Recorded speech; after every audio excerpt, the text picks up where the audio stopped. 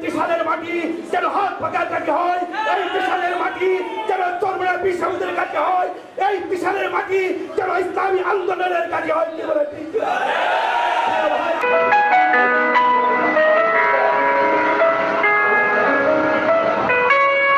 ওয়ার্ডের সকল অঙ্গ সংগঠনের দায়িত্বশীলগণ সকলকে জানাই আন্তরিক শুভেচ্ছা ও ধন্যবাদ।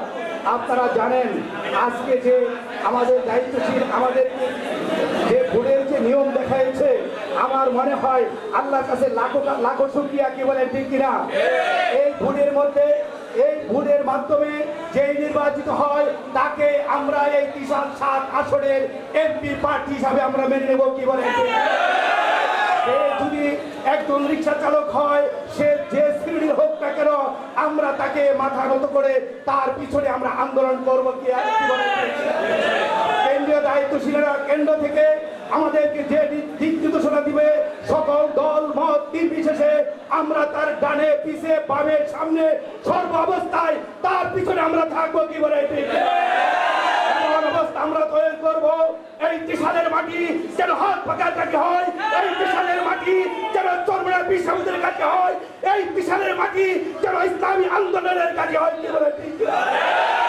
ভাই আমার, এই সংগ্রাম আমাদের শুধু আজকে নয়, যতদিন পর্যন্ত নির্বাচন চলবে, যতদিন পর্যন্ত বিজয়ের মালা হাত পাকা ছিঁড়ে না আনতে পারবে, ততক্ষণ পর্যন্ত আমাদের সংগ্রাম রাজপথে ময়দানে চলবে ইনশাআল্লাহ। কি বলে? এই অবস্থিতি আমরা করে বসে থাকবো না। আজ থেকে আমরা প্রতিজ্ঞা করব, প্রতিটা মানুষ কমপক্ষে 100 করে ভোট কালেকশন করবো। 100 করে ভোট কালেকশন করবো না, আমাদেরকে ঠেকায় না রাখতে পারে। বলিষ্ঠ কণ্ঠে একসাথে রাজপথে নামা রাখবে। কি বলেন?